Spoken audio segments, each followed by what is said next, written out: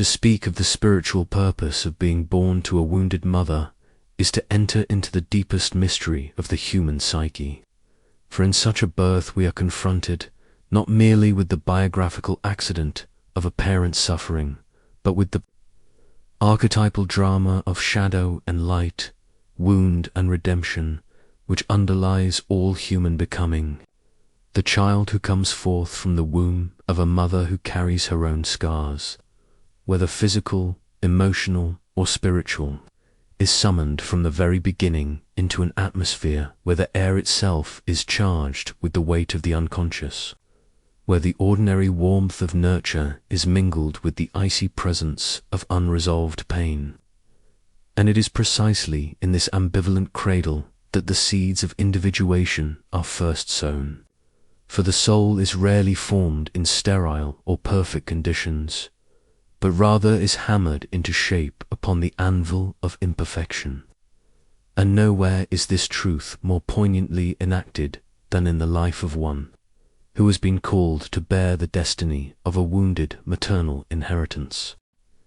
In Jungian psychology, we must always remember that the mother is never simply the personal mother. She is at once that concrete individual who carried us in her body and also the timeless archetype of the great mother who appears in myths, dreams, and visions as both nurturing and devouring, protective and destructive, luminous and terrifying.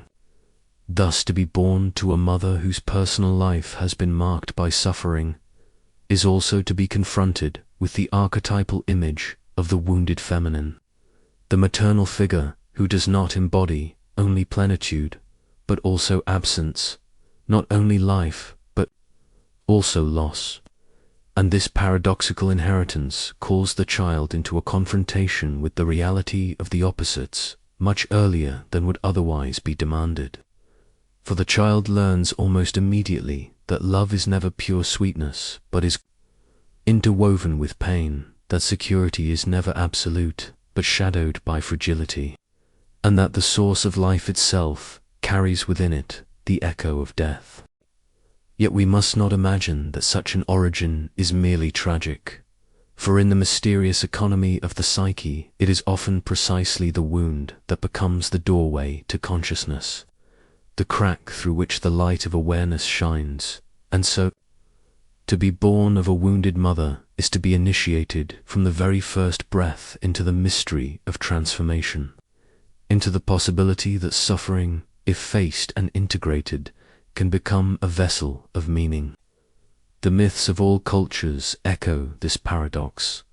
The hero is rarely the child of flawless parents, but often arises from troubled houses, from barren wombs, from broken lineages, as though the gods themselves conspire to ensure that greatness is not born out of ease but out of struggle, not out of wholeness but out of fracture. For only in the tension of opposites can the divine spark be struck. In the same way, the child of a wounded mother carries within himself or herself a double calling, on the one hand to reckon with the inheritance of pain that seeps into the very fibers of early experience, and on the other hand to discover, often painfully and slowly, that this very inheritance conceals a treasure, an invitation to consciousness that might never have come through an easier fate. The psychoid nature of archetypes ensures that the wound of the mother is never merely personal, but resonates with the collective wound of humanity, the suffering of the feminine that has been repressed, abused, neglected across centuries, and thus each child who emerges from such a womb is also carrying a piece of the cultural and historical burden, a fragment of the great work of healing that belongs not only to one family but to the entire human race. To grow up in the presence of maternal wounds means that one is initiated early into the reality of shadow. The smile of the mother may hide tears. Her embrace may tremble with the memory of old traumas. Her love may be interlaced with fear, shame, or bitterness, and the child, in his or her own innocence, is forced to carry an awareness that life is not univocal but ambiguous, not simply benevolent but deeply contradictory, and herein lies the seed of wisdom for the one who learns. To endure ambiguity without fleeing into denial or false simplicity is the one who can eventually touch the depths of the soul. Such a child may grow up feeling the burden of responsibility for the mother's wounds, may unconsciously attempt to heal her through compliance, achievement, or rebellion. Yet all these strategies are but masks covering the deeper truth, which is that the soul has been placed in this situation not to repair the personal history of another, but to awaken to its own path of individuation. Individuation is never a smooth or painless process. It is, as Jung described, a dialectical confrontation between ego and self, between conscious will and unconscious destiny, and the suffering carried from the maternal womb becomes one of the primary catalysts of this dialogue, forcing the ego to question, to search, to wrestle with images and dreams, to descend into the depths of the unconscious in order to find what ordinary life cannot provide. Thus, the spiritual purpose of being born to a wounded mother is not punishment, nor is it mere misfortune, but it is initiation into the reality that life is tragic and yet meaningful. Initiation into the archetypal drama where the wound is also the womb, where pain is also the passage to a greater wholeness, and where the very lack we inherit becomes the matrix of our calling. We see this enacted in countless lives. Those who have endured the absence, depression, or trauma of the maternal figure often become the seekers, the healers, the artists, the ones who cannot accept the shallow surfaces of culture but must plunge into the depths in order to find the living waters. Their longing is sharpened by the wound, their compassion is deepened by having felt the abyss. Their creativity is fueled by the need to weave meaning where only fragments were given. Yet we must also speak truthfully of the dangers, for the inheritance of a wounded mother can overwhelm, it can crush the fragile ego. It can lead to repetition of the same suffering across generations if not approached with consciousness. The child may become entrapped in the mother's pain, unable to distinguish his or her own soul from her shadow, condemned to act out her unintegrated trauma rather than to transform it. This is why the work of analysis, of inner confrontation, of symbolic understanding is so vital. Only by seeing that the wound is archetypal, that it is not my mother alone but the mother archetype in her wounded form, can the individual begin to step out of the blind compulsion of repetition and into the freedom of creative response. Here we encounter the paradox that Jung so often described. What is most personal is also most universal. What wounds us in our family is also what connects us to the mythic pattern of humanity. And when we carry our mother's wound consciously, we are not merely suffering for ourselves, but also redeeming a fragment of the collective unconscious. Therefore, to be born to a wounded mother is to be placed at the very heart of the human mystery, the place where love and pain are inseparable, where birth itself is already an initiation into death, and where the fragile thread of individuality must weave its way between the shadow of despair and the light of meaning. The path is difficult, but it is holy, for it demands that we learn the alchemy of the psyche, that we discover how to turn lead into gold, how to see in the mother's tears not only tragedy but also the water of transformation, how to recognize that the scar in her heart is also the place where the self may one day break through, for in the end the wound is not the end but the beginning. It is the crack through which God enters, the fissure through which the archetype speaks, the doorway through which the soul begins its long journey toward individuation. To continue this reflection on the spiritual purpose of being born to a wounded mother, we must now descend more deeply into the psychic drama that unfolds within the child.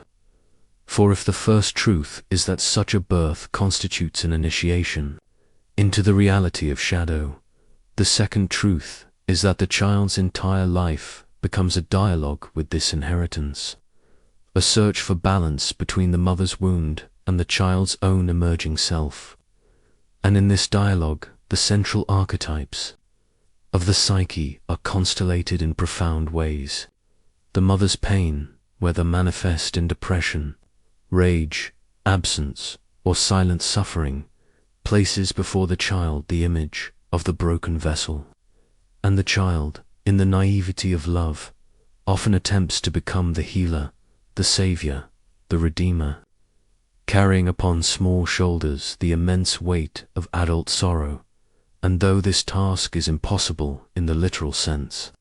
it becomes the symbolic crucible in which the ego is shaped, for it is precisely in this impossible mission that the child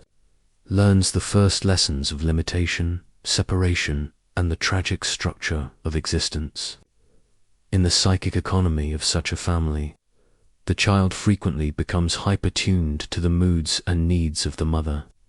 developing what we might call an archetypal empathy, a sensitivity to the invisible currents of feeling and shadow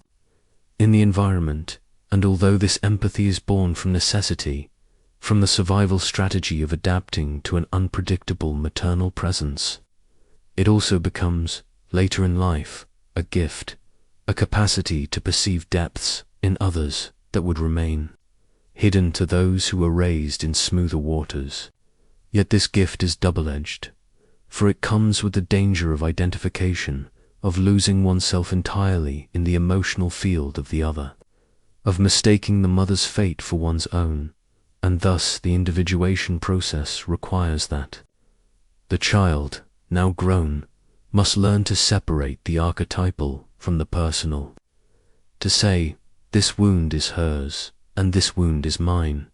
and though they are intertwined, they are not identical. In Jung's language, the task is one of differentiation, of discerning the boundary between ego and self, between inherited shadow and personal vocation, and this differentiation cannot occur without suffering, for the child's loyalty to the mother is deep, archaic, and bound by the very roots of existence, so that to step away from the identification feels like betrayal, abandonment, or even death itself. And yet this step is the necessary threshold of individuation, the moment when the soul chooses its own path rather than living unconsciously in the repetition of ancestral pain. It is here that we must recognize the archetype of the wounded healer,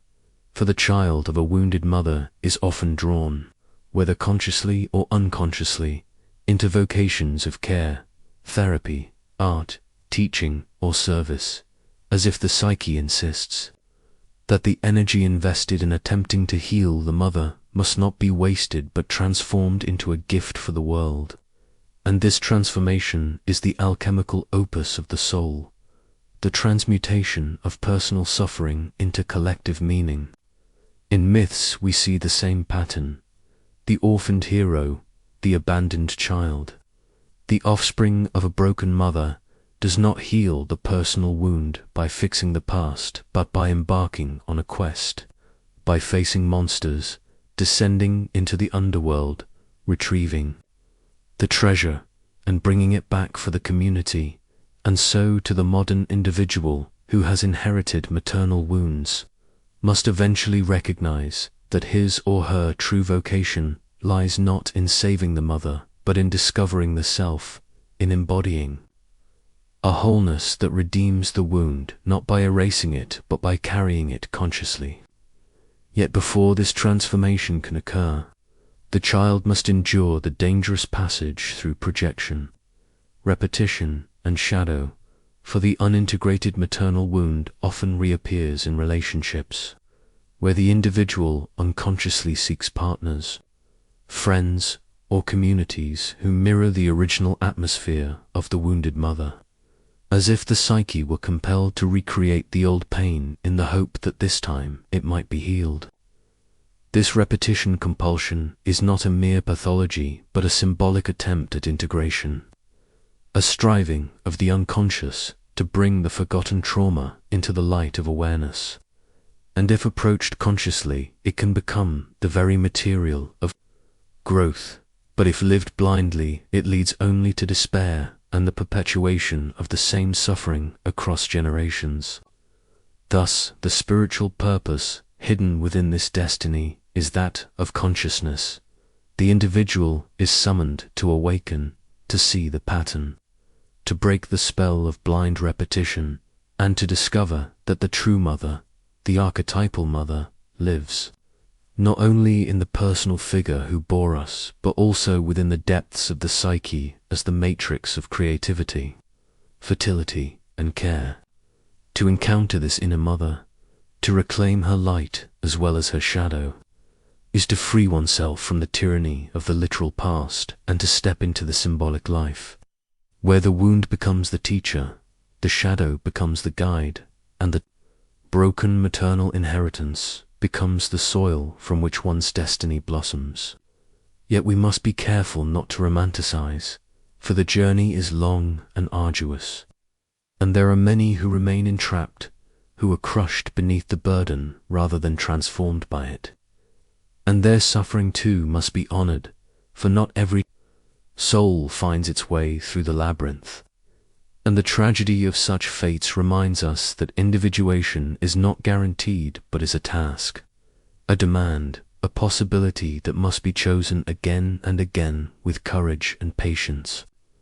In the analytic encounter, when the analocen begins to speak of the mother's wounds, we witness the eruption of archetypal imagery, dreams of broken vessels, of neglected children, of devouring mothers, of barren landscapes, and these images point not only to personal biography but to the collective field of the wounded feminine, the millennia of silenced women, oppressed mothers, forgotten goddesses,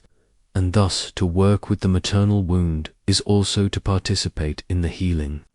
of the culture, to give voice to what has been denied, to allow the divine feminine to return in new forms. For the child of a wounded mother, therefore, the spiritual purpose is not merely self-knowledge, but world redemption in miniature, a contribution to the collective process of individuation in which humanity as a whole struggles to integrate its shadow, to reconcile with the feminine, to discover again the sacredness of care, relationship, and embodiment. The paradox is clear. What begins as a private pain, a lonely child's longing for a whole mother,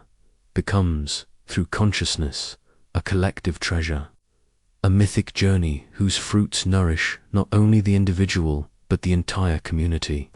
For when one person carries the wound consciously, the archetype itself is redeemed a little, the pattern is shifted, and the collective unconscious is lightened.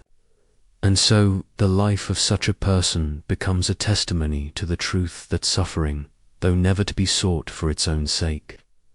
carries within it the seed of transformation, and that the fate of being born to a wounded mother, though heavy, conceals within its folds a profound spiritual purpose, to awaken, to heal, to serve,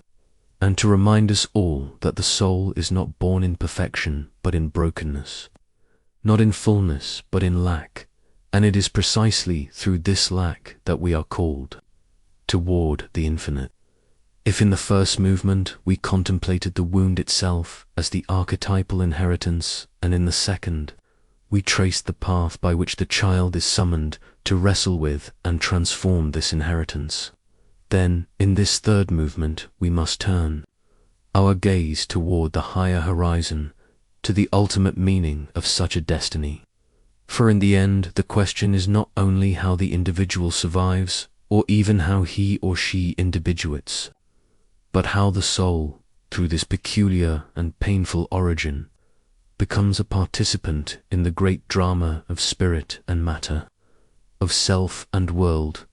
of divine purpose unfolding through human limitation. And here we are drawn inevitably into the mystery of the transpersonal. For to be born to a wounded mother is not simply a personal psychological event, but a calling, an initiation into a pattern that transcends the small life and enters into the universal. And this calling reveals itself gradually through dreams, symbols, and synchronicities, as if the unconscious itself conspires to show the individual that the pain born at the beginning is not meaningless, but is the very seed of a vocation. Jung spoke often of individuation as a religious process, not in the dogmatic sense of adherence to creed, but in the deeper sense of binding the finite ego to the infinite self. And it is precisely this binding that is catalyzed by the maternal wound, for the wound destabilizes the ego's illusion of sufficiency.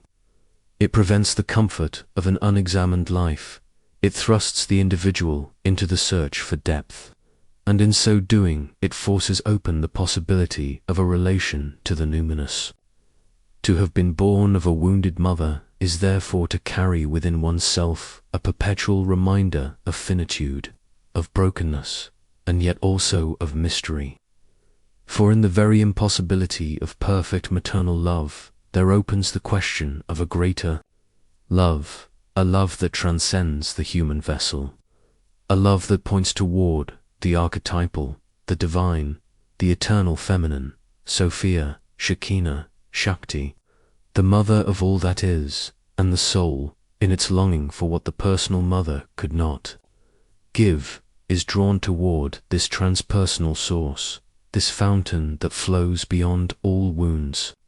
The great myths tell us again and again that the gods are born from chaos, that light emerges from darkness, that wisdom is forged in suffering.